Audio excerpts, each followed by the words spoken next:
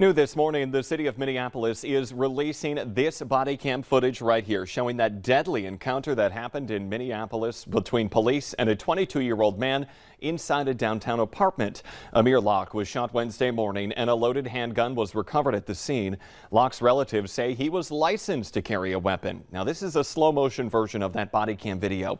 Police say officers were yelling police and search warrant as they stepped through the doorway with their guns drawn. As officers approach a couch, you see a man wrapped in a blanket.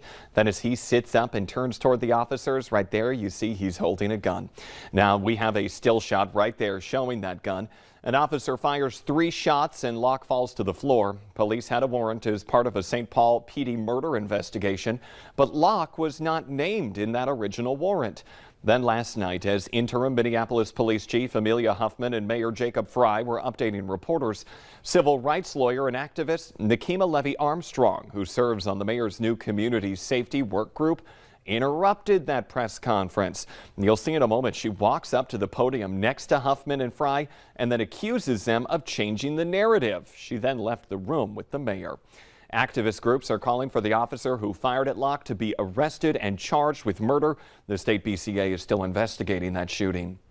Also new this morning, Hall of Famer Bill Fitch, who led the Boston Celtics to an NBA title in 1981 and the University of North Dakota to a Final Four in 1966, has passed away. Fitch coached at UND from 1962 to 1967, taking the team to 3 NCAA Division II men's basketball tournaments and making it to the Final Four in '66. He was 89 years old.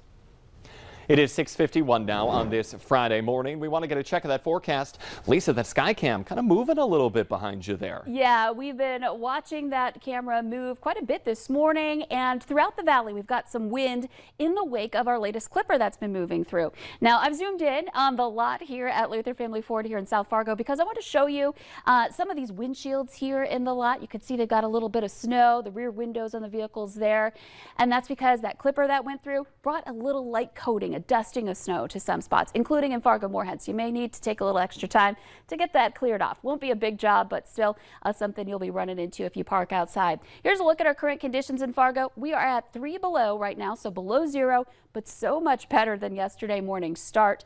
We do have to factor in that wind though, and wind chill is out of the northwest at 17 miles per hour. That's our wind speed, and wind chill is at 24 below. So it feels like the temperatures we were at yesterday morning. Current temperature in Moorhead is at 6 below right now. In Grand Forks, our view there looking pretty good. We've had a little bit of blowing snow there as well. We're at 11 below in Grand Forks, and wind is northwesterly at 17. And we do have that wind chill down to 35 below in Grand Forks. Some of us have been in this range, especially northeastern North Dakota, throughout the morning, and even down to 40 below in some instances. So again, a cold start to the day. That wind will gradually ease up, but until then, heading out the door this morning, you're going to be running into this. And here's a look at our winds. We've got steady speeds in places like Fergus Falls at 20 miles per hour out of the northwest, a lot quieter to the east. But check out the Western Valley. We've got a gust of 38 in Jamestown, and in Oaks, we've got that 32 mile per hour gust, a little bit of drifting, lower visibility with some of this. And then in northeastern North Dakota, some steady speeds into the teens there as well. So that's enough to bring down those wind chills here this morning.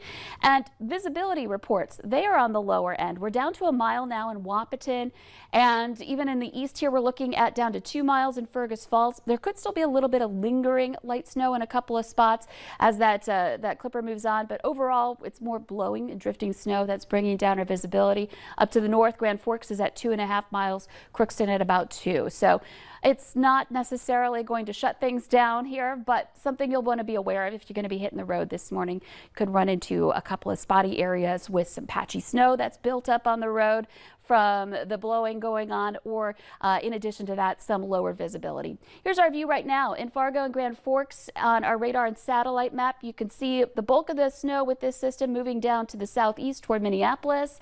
And we got to look a little farther northwest at our next system, the next clipper taking shape northwest of us into Canada, and that will be making its way toward us today. Here's our planner. Expect temperatures to be basically holding steady through the day. That northwesterly wind just going to keep our temperatures down here. Let's take a look at our 7-day planner really quick. Saturday, a reminder, we've got another clipper moving through. It's going to bring about some snow, especially north, and some wind for everybody, warming us up initially. We cool down behind it. That's the story this season.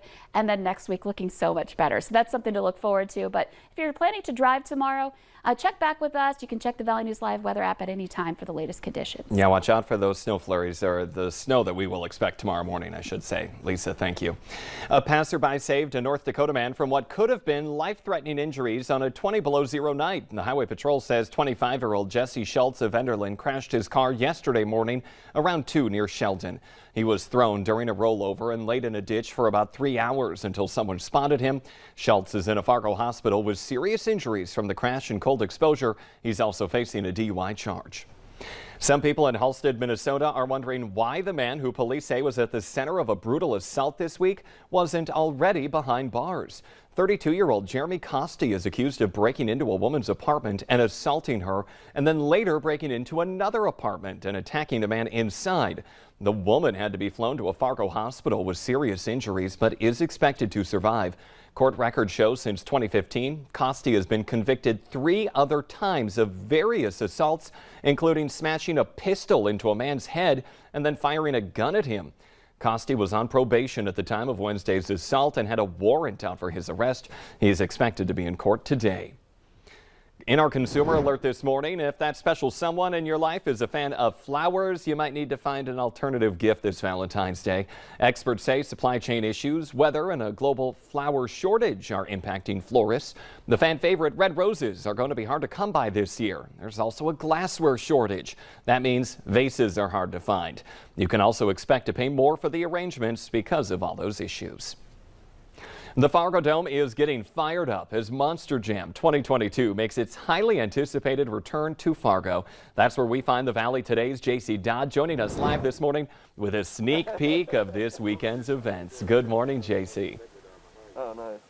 Good morning, Jordan. We've been talking all morning, and now the time has finally come. I'm going to climb up in this massive megalodon, but first I'm going to hand the microphone off to its driver, Bernard Light. Now, Bernard, talk about this year's tour, highly anticipated, and the rivalries that are expected. Well, I mean, where can I start? For one, we're here in Fargo. This is our 4th stop, and we're super excited to get things started.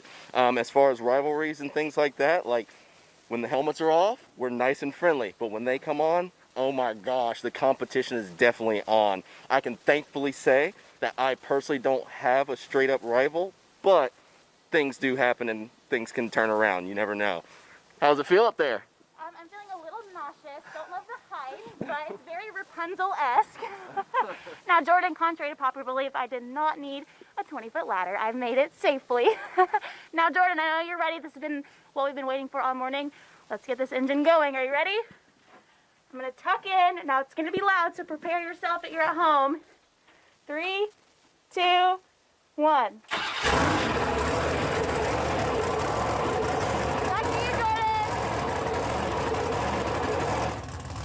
All right, JC Dodd, she's behind the wheel. Watch out, everyone inside. Reporting live at the Fargo Dome for Monster Jam. Thanks, JC.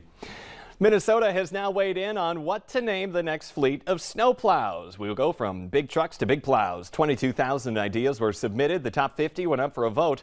Among the top vote getters, no more Mr. Ice Guy, Control Salt Delete, and Betty Whiteout. Each district within the state's transportation department will get one of the plows. Northwest Minnesota's is the Blizzard of Oz. We're off to see the blizzard. And the one in the Moorhead district is called the Big Leplowski. Overall, the most vote getter, though, Betty Whiteout. Very appropriate.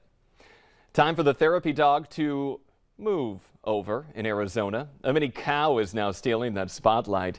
This is Miss Dolly Starr. She's been milking all of the attention by making visits to the centers for adults who have cognitive challenges. Dolly's owner started her mission after her own father ended up in memory care. The longtime rancher seemed to respond in a positive way to that mini cow. Now that is little bovine therapy there for some behavioral health, you could say. Beautiful cow, and they love to feed it marshmallows, the residents do. I'm sure she also has a few other more high protein food meals, I should say, when she's not making people happy. Remember that Today Show and CBS Mornings are just about to start, but the Valley Today rolls on. We'll have more live up-to-the-minute news and weather coming up for you on the Fargo CW. You can catch the opening ceremony of the Olympics on KVLY. We'll also have all of your Olympic coverage there starting today into the weekend of next week. Otherwise, we will see you right back here tomorrow morning. Have a happy and safe Friday.